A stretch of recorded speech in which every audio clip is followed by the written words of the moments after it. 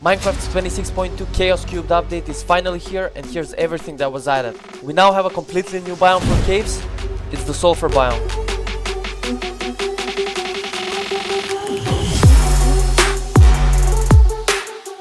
You can find sulfur caves indicated by sulfur springs on the surface made out of tuff, sulfur and granite. Geysers have a really cool feature.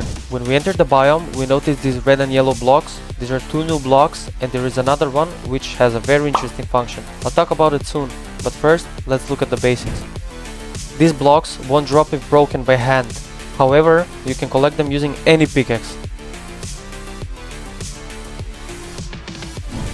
This new block is called Cinnabar, and by using the Cinnabar block in a stone cutter, you can obtain several new Cinnabar blocks, such as new slabs, stairs, walls, and the unique new block, the chiseled Cinnabar. Same thing with sulfur blocks. When collected, can also be used to make several different new blocks, such as slabs, stairs, polished sulfur, sulfur bricks, and this other block, the chiseled sulfur, which looks like it has a face drawn on it. Here are all of the new blocks you can get from Cinnabar and sulfur in a stone cutter. Going back to the sulfur caves, we can see several of these new pools scattered throughout the biome. If you enter the water with yellow particles, in a short time you will get this nauseating effect that will blur your vision like this. You can replicate this effect anywhere with water. To do this, you need to break the block below the particles in the water, which is the potent sulfur. This block, when placed underwater, will emit these particles and will cause the same nauseating effect you get in the sulfur cave pools with the particles. Now, about the really cool feature that the geysers have. Geysers happen when the new potent sulfur block is between magma and water. More water on top of the geyser, the higher the geyser erupts, maxing at 4 water blocks. And with lava instead of magma, the geyser erupts permanently. And the plume generated is capable of pushing entities. Yes, even TNT. Another thing you'll notice in the sulfur caves are these sulfur spikes scattered throughout the biome. They function the same way as pointed dripstone and cause damage if they fall on any entity, but they deal less damage than pointed dripstone if an entity falls on them. Just take a look. You can easily collect sulfur spikes even by hand. Basically, it's another variant of pointed dripstone. Also, there's a new music disc found in mineshaft chests in a sulfur biome. It's called Bounce. And now let's talk about the new mob that arrived in this update, which is the Sulfur Cube. The Sulfur Cube is a mob that only appears in sulfur caves, where you'll find many of them. The Sulfur Cubes are completely peaceful mobs, and if you kill them, they won't drop anything. But they have a unique and very fun functionality that I'll show you. But first, let's talk about some specific details of this mob. Like, if you use a bucket on it, you can collect it and take it wherever you want. This makes transporting him much easier.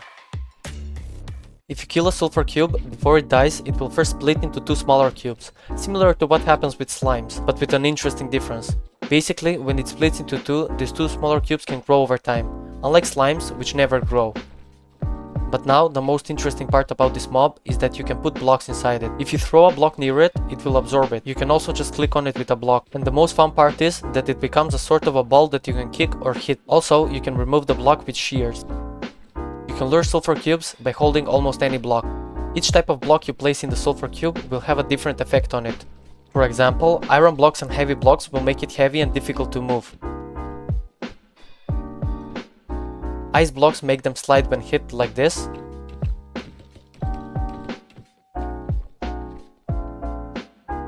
On the other hand, wood blocks can make them bounce when hit. And with some blocks that emit light, it glows in the dark, for example, glowstone. These next 2 blocks are my favorite because they're so unique. TNT can explode in a sulfur cube. You also get an advancement when you put a TNT in a sulfur cube for the first time. And magma causes damage when you get in contact with the sulfur cube. But here's the interesting part. You can avoid the damage from a sulfur cube containing magma by wearing Frostwalker boots. I only showed you the blocks that cause the most interesting effects on sulfur cubes, but here are all 11 of them. Another interesting detail is that depending on what you use to hit it, it will have more impact than hitting it with your hand. You will notice that there are differences between hitting it with an axe, shooting at it with a bow,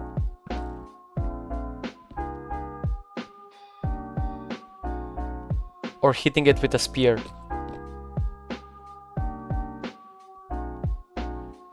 You can also use an invisibility potion on it. As you can see, it becomes invisible, but the block inside it doesn't. So now you have movable blocks, which is pretty cool. If I missed anything, let me know in the comments. Thanks for watching. Bye.